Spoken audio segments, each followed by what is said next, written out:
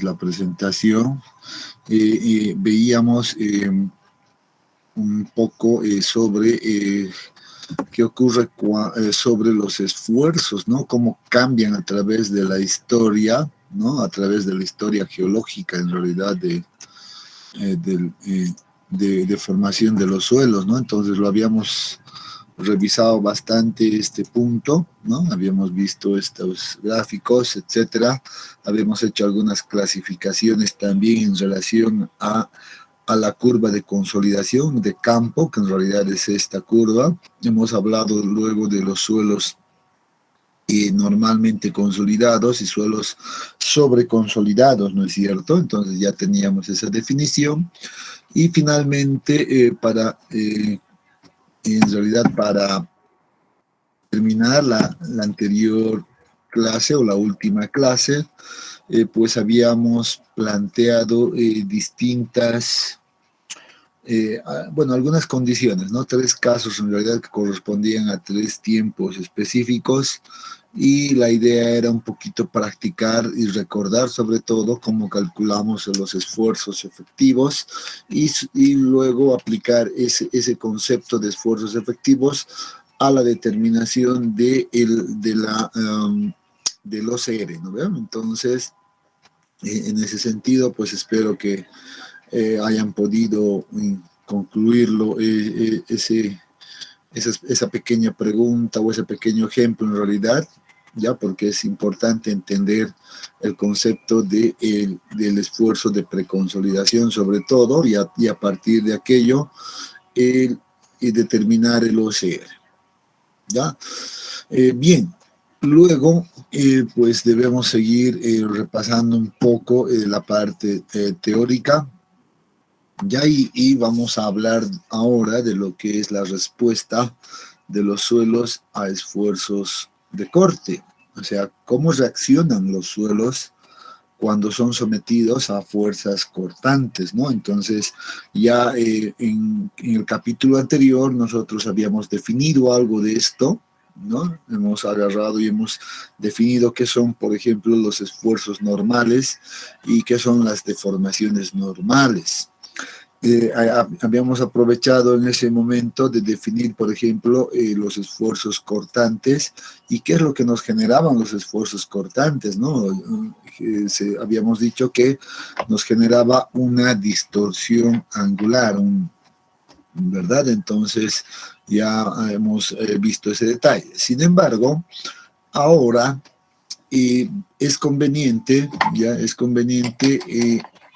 realizar una división, ¿ya? Realizar una división o una clasificación también, podemos decirlo, desde el punto de vista de la consistencia de los materiales, o sea, aprovechando ese concepto del OCR que se ha definido acá, ¿no? Aprovechando ese concepto del OCR, ¿ya? Entonces, con esta podemos, ¿ya? Entonces, a partir de esto podemos nosotros realizar una subdivisión en realidad de los suelos en términos de observar luego cómo se van a comportar estos suelos, ya cuando son sometidos a esfuerzos cortantes. Dice, desde un punto de vista de la consistencia, los suelos pueden ser agrupados en 2 tipos principales. En realidad son 3, ¿ya? En realidad son 3 tipos, pero los más comunes o los que más encontramos, digamos, en la superficie terrestre son generalmente 2 que marcan bastante claro, digamos, la tendencia del comportamiento de estos materiales, ¿ya? Entonces, dice, en ese sentido, vamos a separar a los suelos que presentan esta propiedad de cohesión y los que poseen muy poca, o sea, muy baja o ninguna cohesión. Ya, entonces, este es el punto entonces de inflexión que vamos a utilizar para realizar esa división, ¿ya? Y aquí tenemos, por ejemplo, el primer grupo que debemos ahora anotarnos, debemos memorizarnos, debemos ponernos esto en la cabeza, ¿ya? A estos suelos que se los denomina suelos tipo 1, ¿ya? Suelos tipo 1, que dice que representan en realidad a las arenas sueltas, ¿ya? Arcillas ligeramente sobreconsolidadas y normalmente consolidadas. Y entonces ahí está, en este primer grupo, pues aparecen principalmente los suelos arcillosos, ¿no? Los que tienen seguramente, pero con una cohesión bastante baja, ¿no? Entonces ya vamos a ver a qué hacemos referencia, ¿ya? Y además que también están unas arenas consideradas como arenas sueltas, ¿no? ¿Cuál es el punto de control para definir que el suelo pertenece al de tipo 1? Es justamente el valor del OCR que nosotros hemos definido previamente, ¿no? Dice, si el valor del OCR que nosotros determinemos para nuestro material es menor o igual a 2, entonces vamos a poder decir que el suelo es tipo 1, ¿ya? Independiente de que sea arena o arcilla, etcétera. Nosotros tenemos que mirar el OCR. Este es el valor que debemos mirar, ¿de acuerdo? Entonces ahí tenemos ya la primera división como suelos tipo 1. La segunda corresponde a los suelos denominados tipo 2, que representan, dice, a las arenas densas, que tienen una densidad relativa alta, y arcillas sobreconsolidadas, para que nuestro suelo ingrese dentro del grupo de tipo 2, entonces el OCR, dice, debe ser mayor a 2, obviamente lo opuesto de esta primera condición, ¿no? Entonces, es por eso que generalmente tenemos pues estos dos tipos, los suelos tipo 1 y los suelos tipo 2. ¿Por qué es importante conocer a estos suelos o saber si el suelo pertenece a los tipo 1 o pertenece al tipo 2? ¿No? ¿Por qué es importante? Es importante porque básicamente eh, el comportamiento o la respuesta a esfuerzos de corte va a depender de esto, ¿no? Entonces, por eso necesitamos nosotros saber si es del tipo 1 o pertenece al tipo 2. O sea, cómo se va a comportar el material, pues lo va a definir también el tipo. Entonces, a partir de ahora, lo que vamos a hacer es hablar en términos generales siempre de suelos tipo 1 y suelos tipo 2. Así nos vamos a acostumbrar a hablar de aquí en adelante, ¿ya? Pero ahora teóricamente ya sabemos cuándo vamos a hablar de suelos tipo 1, cuando se cumpla esto. Hablamos de suelos tipo 2 cuando se cumpla esta otra condición. ¿De acuerdo? Entonces, bien, vamos a ver entonces, o recordar más bien un poquito de las deformaciones que se generan cuando aplicamos esfuerzos cortantes, ¿ya? Entonces aquí tenemos, por ejemplo, una situación inicial, un pequeño elemento de suelo, ¿ya? Que tiene unas ciertas dimensiones también iniciales, ¿no? Y sobre esto, ahora lo que hacemos es aplicar, pues, por ejemplo, una combinación de esfuerzos, ¿no? Recuerdan que en unas diapositivas atrás habíamos visto a todos los esfuerzos que actúan al interior del suelo, ¿no? Entonces, entre esos observábamos si nos encontrábamos en el plano de falla, por ejemplo, pues veíamos que había una combinación de esfuerzos normales y esfuerzos cortantes, ¿no? Entonces, ¿qué pasa en esta gráfica que vemos acá? Dice, ¿qué pasa si nosotros aplicamos un esfuerzo normal y a la vez aplicamos también un esfuerzo cortante? Entonces, lo que va a ocurrir, los cambios que va a sufrir este elemento son de dos tipos. Inicialmente, ya, además, aclarando que si estamos hablando de los suelos tipo 1, ¿no? Si estamos hablando de los suelos tipo 1, entonces estos materiales van a sufrir una compresión, o sea, se van a deformar inicialmente en este sentido, pero a la vez, debido a la aplicación de este esfuerzo, pues también van a sufrir una distorsión angular, como ya habíamos visto anteriormente. Entonces, esa va a ser la deformación que va a sufrir este material cuando pertenezca a los del tipo 1. Se comprime y tiene una distorsión. Eso es lo que hay que entender. Por tanto, las ecuaciones que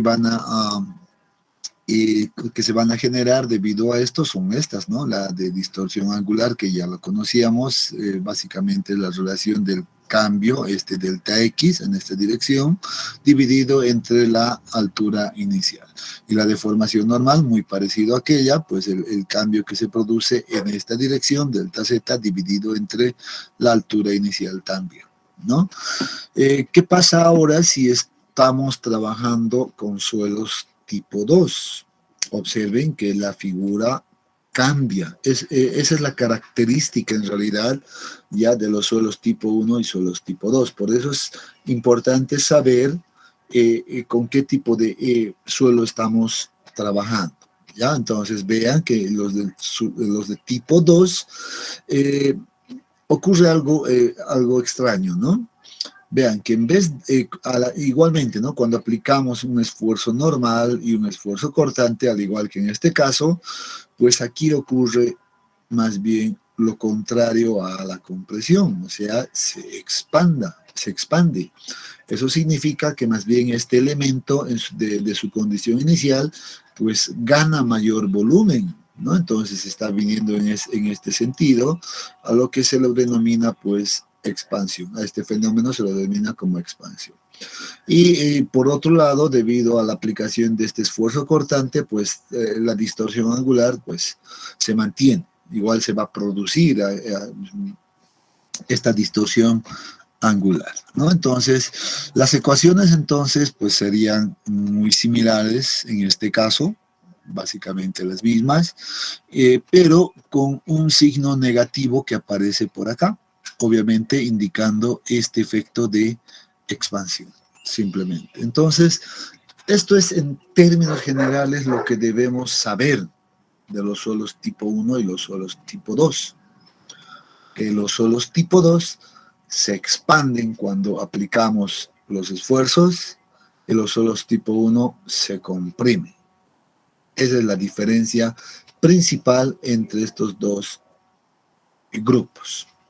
¿De acuerdo? Entonces, por eso es importante conocer, o más bien, o saber a qué grupo pertenece un determinado suelo. Entonces, ya sabemos ahora que para eso es necesario conocer el OCL nuevamente. Insisto, es importante que entendamos de esa manera.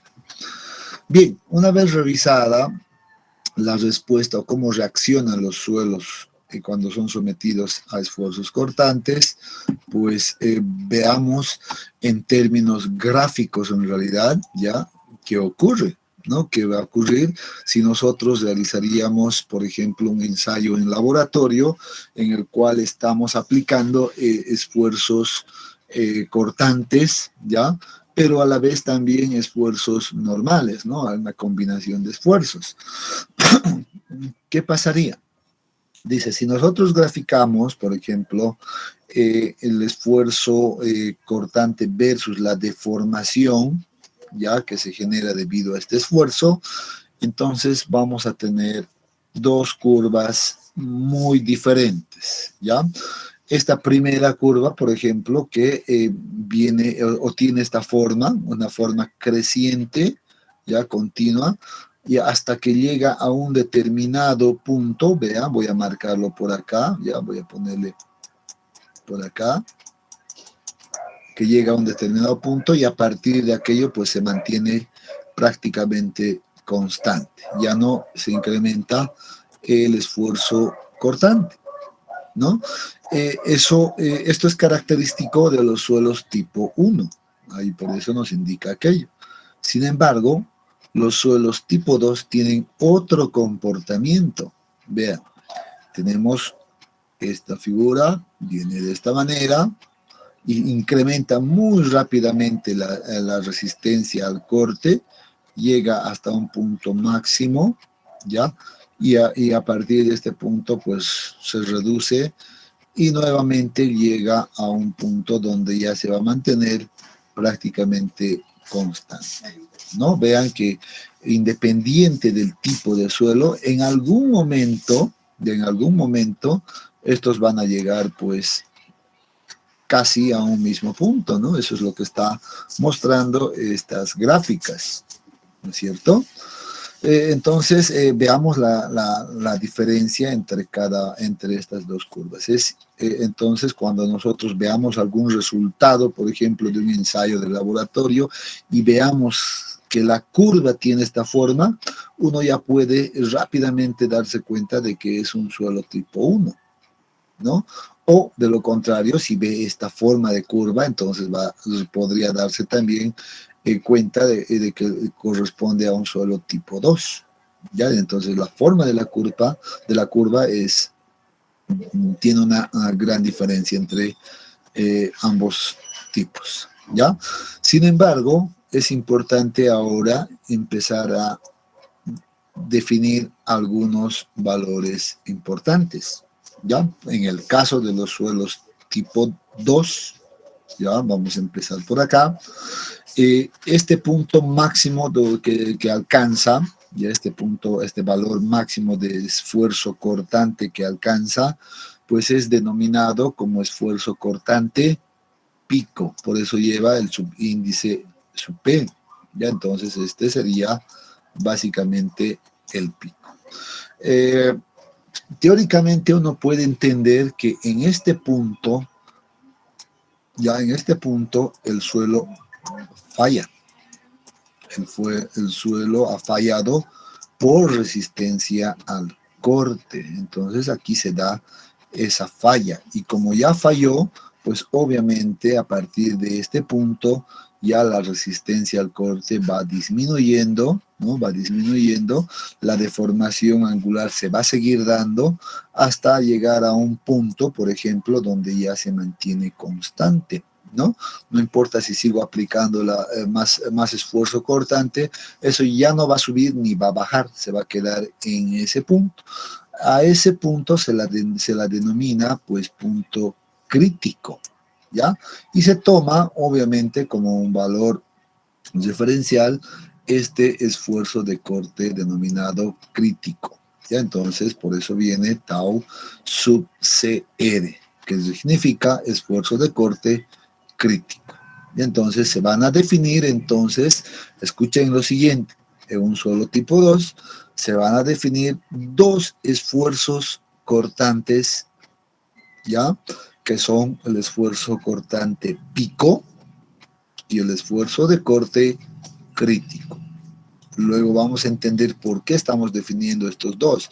Es muy importante entender aquello. Luego, si miramos a los suelos tipo 1, ya vemos, por ejemplo, que aquí no nos marca, digamos, un punto máximo para definir o identificar la falla exactamente, ¿no?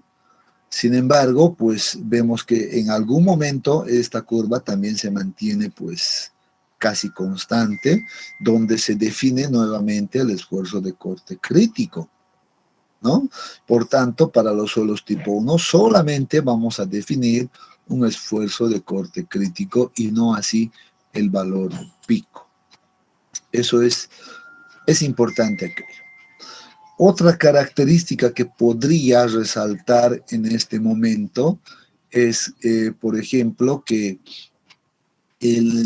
para determinar este esfuerzo de corte pico en los suelos tipo 2, pues vean que la deformación que se ha dado, pues es bastante pequeña, ¿no? Relativamente pequeña.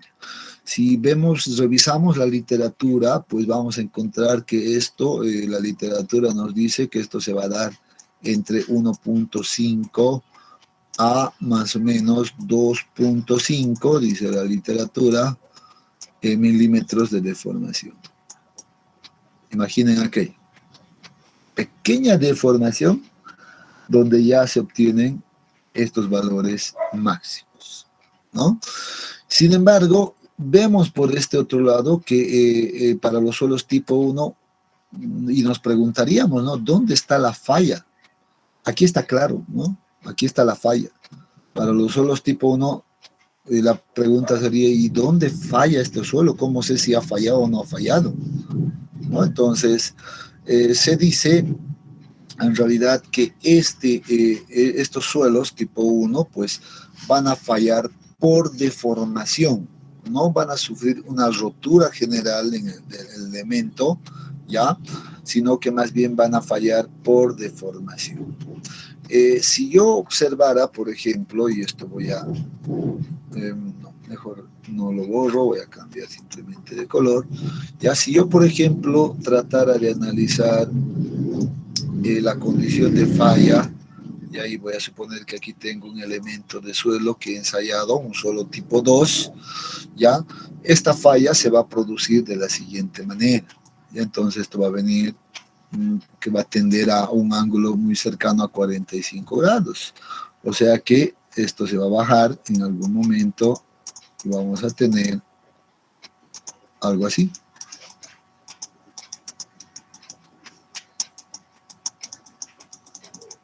¿No? Entonces vamos a tener ahí una falla. O sea, la falla es bien marcada en los suelos tipo 2. Esta es la falla por corte.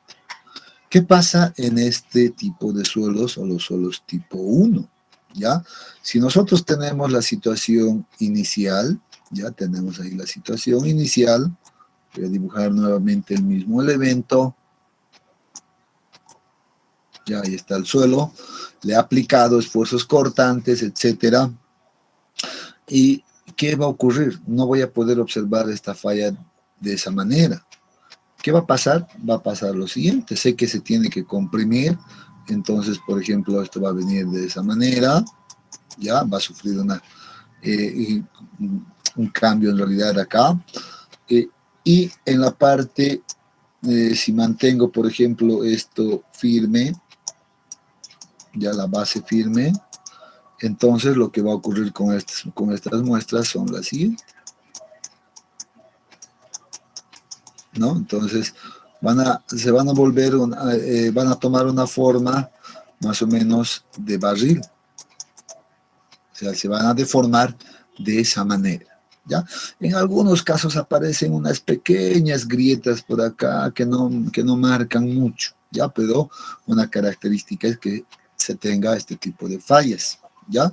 Y por eso se lo denomina, pues, que tiene, o que los suelos tipo 1 fallan por deformación y no por corte directamente. Esta falla, entonces, ya esta falla se dice teóricamente que debe producirse o se produce aproximadamente al 20% de la altura de la muestra. Eso es lo que se indica. O sea, si esto fuera, por ejemplo, la altura inicial, voy a ponerlo así, altura inicial, entonces la teoría dice que el suelo o esta deformación se va a dar en un 20% de la altura inicial, y a partir de aquello se puede considerar que el suelo ha fallado ya por deformación, ¿no es cierto? Entonces ese es un dato interesante. Por eso también se habla de que los suelos tipo 1 tienen un comportamiento pues dúctil, ¿no? Tienen un comportamiento dúctil, que significa que la falla, antes de que estos suelos fallen, pues nos van a avisar con las deformaciones, ¿no? Nos van a avisar con las deformaciones, se van a ir deformando gradualmente cada vez más, entonces ahí uno tiene que darse cuenta de que estamos en este caso y el comportamiento es dúctil. Sin embargo, en el caso de los suelos tipo 2, pues se dice que el comportamiento es frágil, ¿no? Es un comportamiento frágil, ¿ya? Porque a veces, pues vean que para deformaciones bastante pequeñas, pues la falla aparece directamente. Puede no haber aparecido nada hasta llegar a este punto y de repente aparece la falla y todo esto va, ¿no? Entonces, esa es la característica también de los suelos tipo 2. Ya, entonces, esta gráfica pues ayuda en realidad a entender esa respuesta que van a tener pues los suelos tipo 1 y los suelos tipo 2, ¿no? Entonces, ya debemos ahora tenerlo en mente estas curvas que estamos viendo, ¿ya? Otra cosa que debo aclarar, por ejemplo, que estamos viendo acá para esta curva, pues vamos a suponer que en todo momento, en todo el momento donde se ha ido aplicando o incrementando el esfuerzo de corte, pues el esfuerzo normal, en este caso, o vertical, pues se mantiene constante, ¿no? Eso no, lo que sí, este valor no va a cambiar, sino que se mantiene constante. Bien, ahora veamos algunas otras gráficas más que nos ayuden a ver algunos detalles más respecto a los suelos tipo 1 y a los suelos tipo 2. Y, por ejemplo, si uno graficaría, por ejemplo, la deformación normal que se produce, ¿ya? Versus la deformación angular, ¿ya? Entonces, obtendría, por ejemplo, este tipo de curvas. Observen, para los suelos tipo 1, pues ya sabemos que va a ocurrir una compresión, por tanto, pues vamos a tener una curva de este tipo, ¿ya?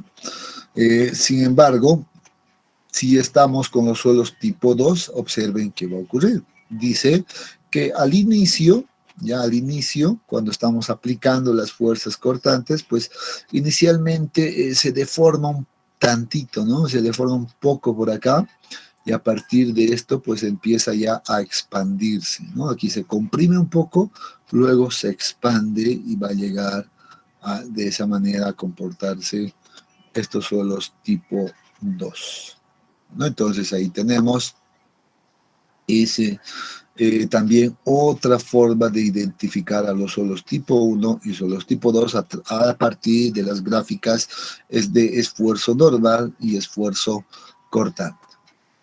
También podemos utilizar la misma idea, pues, pero en términos de índice de vacíos. Esto lo hemos hablado también bastante, ¿no? Pero ahora en términos de índice de vacíos versus la deformación angular, ¿no? Característico de los suelos tipo 1, que al inicio, vean esto, que al inicio tienen índice de vacíos bastante grandes, ¿no? No interesa el valor, pero hay que imaginar que ese valor es grande.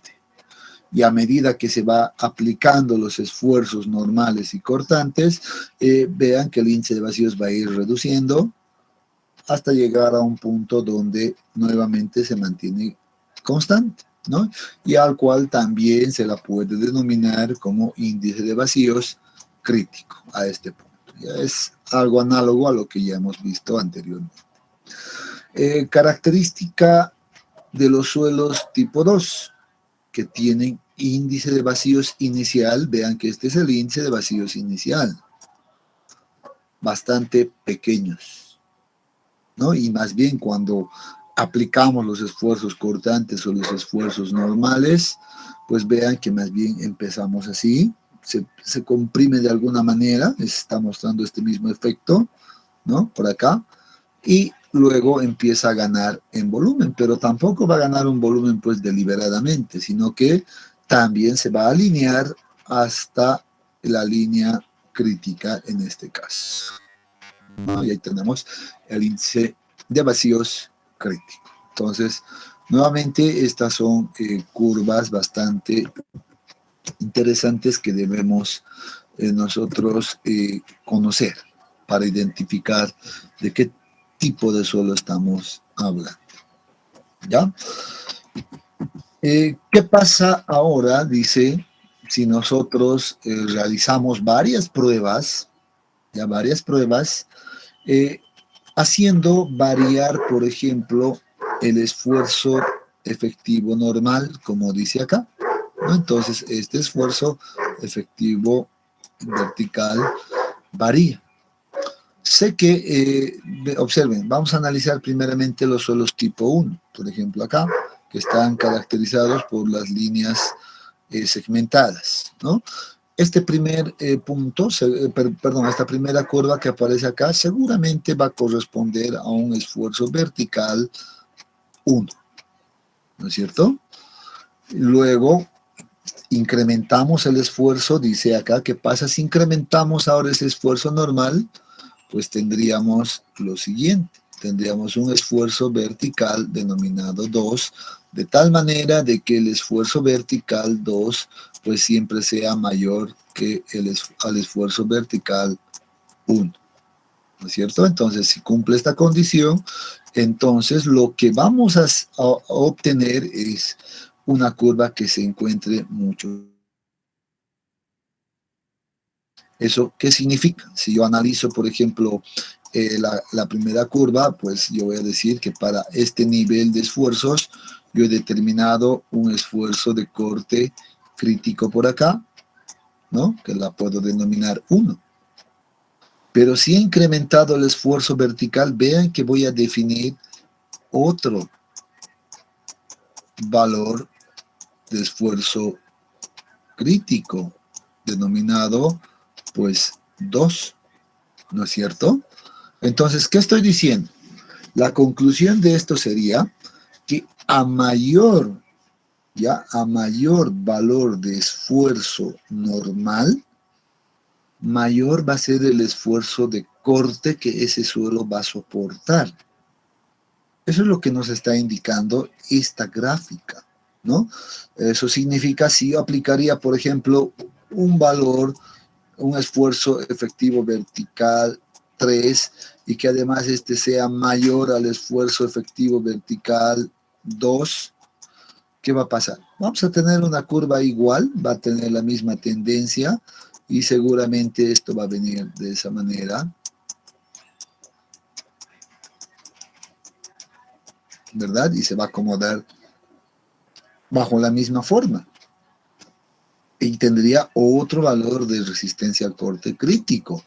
Entonces hay una relación directa entre la resistencia al corte y el esfuerzo normal aplicado, ¿no? Entonces esa es la conclusión a la cual estamos llegando observando estas gráficas. Lo mismo ocurre en los suelos tipo 2. Aquí están los suelos tipo 2. Pues vamos a suponer que aquí hemos trabajado con esfuerzo efectivo vertical 1 y hemos obtenido esta curva. Muy bien. ¿Qué pasa ahora si volvemos a incrementar este esfuerzo vertical 2? Entonces tendríamos pues aquí el esfuerzo vertical 2. Vean que va a cambiar de alguna manera ya la forma de la curva, ¿no? ¿Se sigue observando el pico? Sí. ¿Va bajando? Sí. Pero ya va a ir cambiando de forma. Si incremento más a un valor mayor, por ejemplo, de esfuerzo vertical, ¿ya? 3, y vean qué va a pasar. En algún momento vamos a tener una gráfica de este tipo, que básicamente pues ya va a tender o se va a asemejar más o menos a los suelos tipo 1, ¿no? Y a veces puede confundir esto.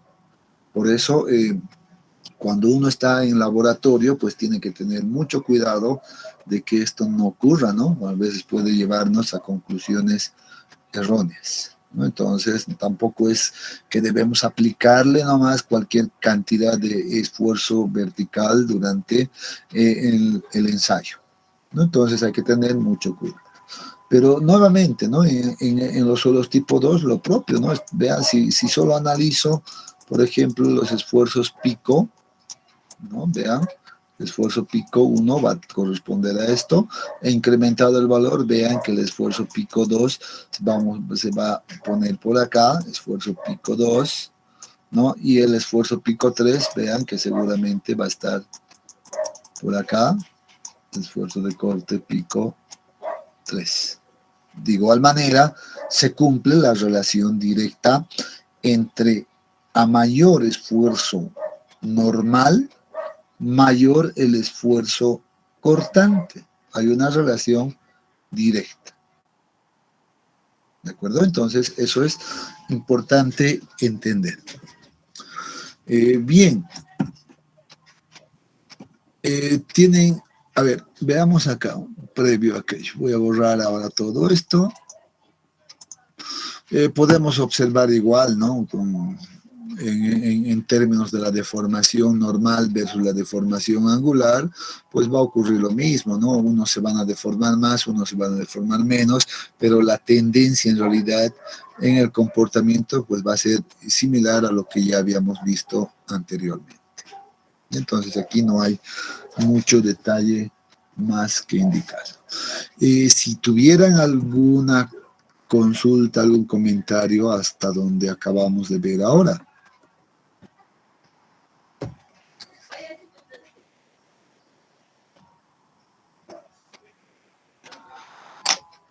Muy bien, no hay entonces consultas y vamos a continuar. Bien. Perdón. Vamos a hablar ahora del criterio de falla, ¿ya? Y de hecho ya habíamos incorporado ese criterio de falla por aquí. Ya he hablado un poco de esto, ¿no? Hay una falla por corte, falla por deformación, etcétera, etcétera, ¿no? Sin embargo, vamos a aplicar ahora un principio, en realidad un criterio que propuso este autor, ¿ya? Entonces, justamente el nombre, pues, se la deriva, pues, sería tal vez en honor al autor que ha propuesto este criterio de falla, ¿no? Entonces, es por eso que recibe ese nombre mismo, ¿no? Entonces, veamos qué nos dice Moore, Coulomb en realidad, pues, sobre el criterio de falla que se va a generar en los diferentes suelos. Ya, entonces aquí vamos a decir lo siguiente. Ya, de hecho, el autor nos dice enfáticamente ya que el suelo falla por una combinación crítica de esfuerzo normal y esfuerzo de corte. Ya lo habíamos visto cuando mirábamos, por ejemplo, los esfuerzos que actuaban justo en el plano de falla, ¿no? Ahí veíamos que sí o sí existía una combinación, pues, de esfuerzos normales y esfuerzos cortantes. Entonces, ese es el primer principio que toma el autor, pues, para poder definir, pues, lo siguiente.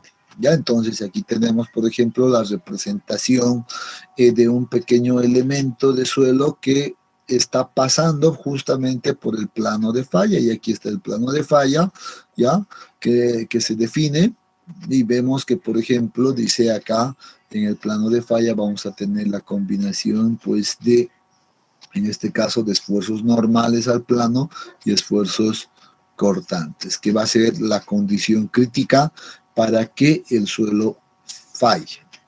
En base a aquello, dice, entonces el autor dice, entonces, ¿por qué no analizamos ya en términos del esfuerzo cortante versus el esfuerzo normal? Y vemos qué ocurre, ¿no? Y entonces se le ocurrió al autor hacer aquella relación ya con este principio, sabiendo que el suelo va a fallar por la combinación de ambos esfuerzos, y realiza la siguiente gráfica. Aquí está el esfuerzo cortante y en el eje de las abscisas, pues, coloca a los esfuerzos normales, ¿no es cierto? Entonces, ¿qué observa? Dice, muy bien, entonces realiza varias pruebas, Ya el autor realiza varias pruebas con un mismo material, ya, y le aplica diferentes esfuerzos normales y va midiendo el esfuerzo cortante. Y hemos visto, ¿no? Cuando incrementamos el esfuerzo normal, pues incrementa el esfuerzo cortante.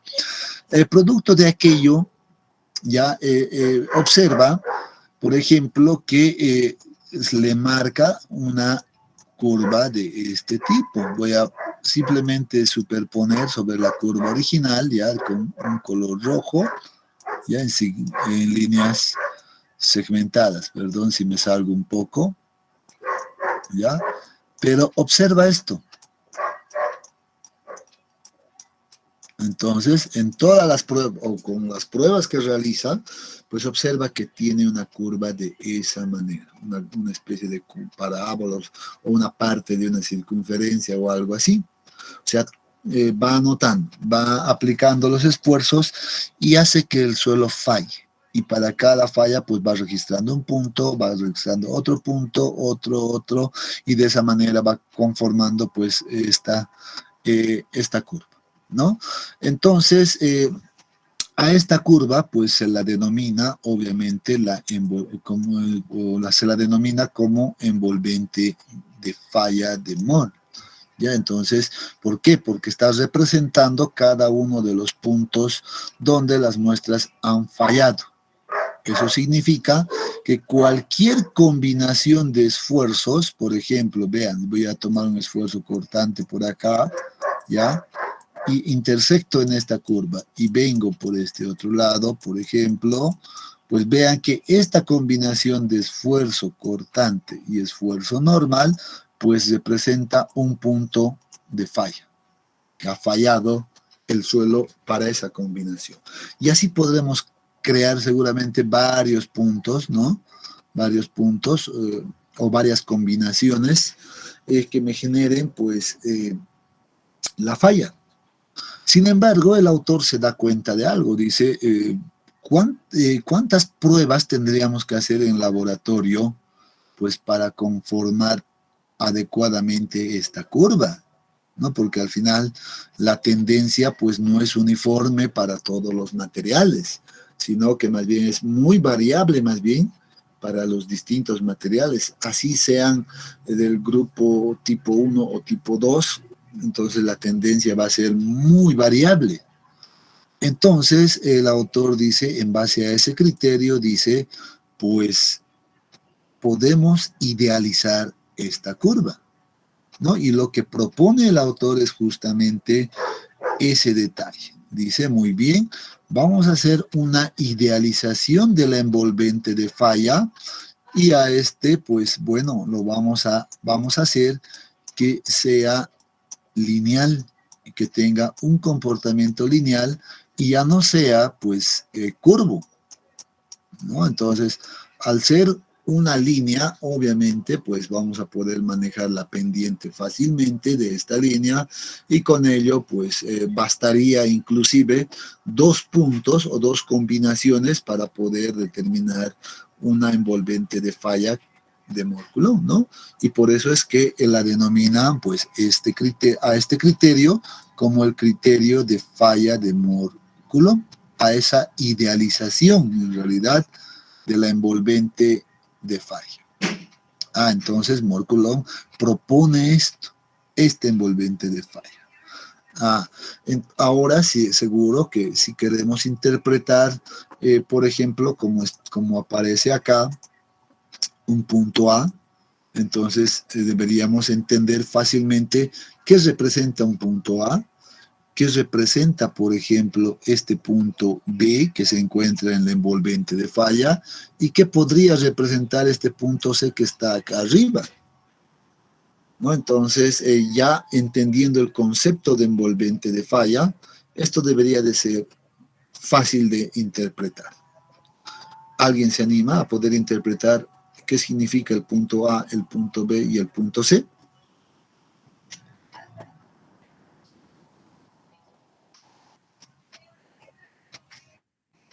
A ver, ¿quién se anima?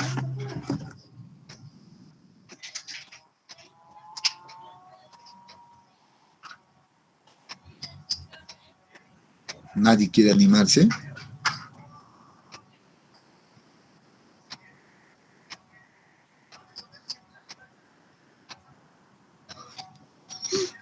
A ver, voy a preguntar entonces a alguien. Ahora sí. Vamos a preguntarle a... Aquí está. Carlos Roberto.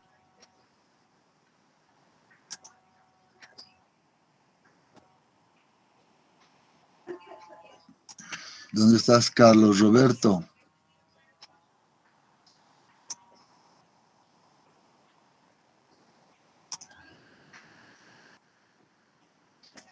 ¿No está Carlos Roberto Olguera Arecayo?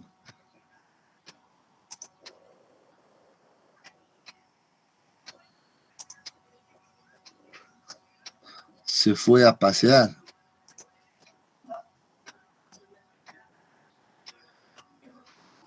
A ver, vamos a preguntar a otro.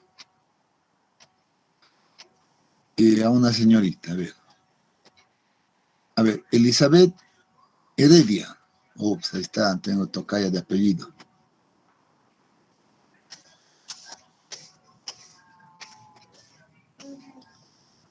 Elizabeth Heredia, ¿está?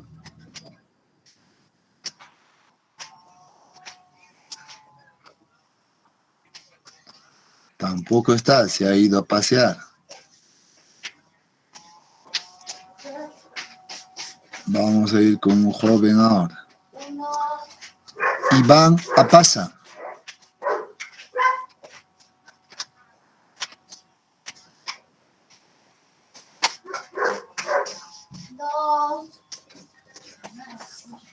Tampoco está Iván Apaza.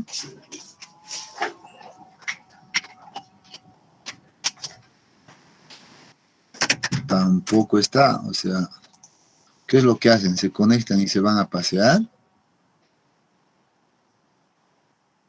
A ver, vamos ahora con otra señorita.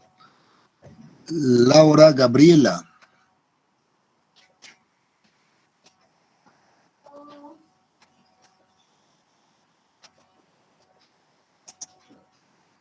¿Dónde está Laura Gabriela Gutiérrez?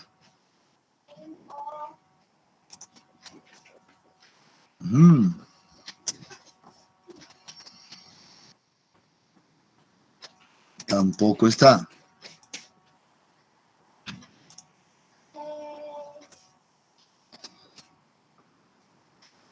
Inge, una chanchulla de nos para que nos ubiquemos. Ajá. Ahorita estoy viendo quiénes están. Marco Antonio Jesús.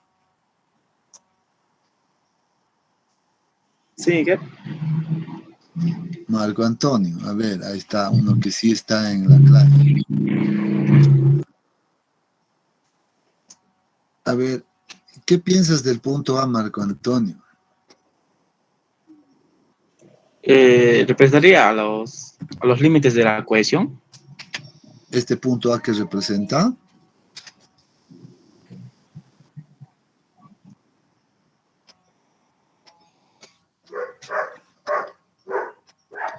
Los 3 puntos en general representaría a los límites de la cohesión, Inge. Los 3 puntos en general, límites de la cohesión, no, negativo. No es la respuesta. Vamos a continuar con otra persona. Salomón Rodríguez.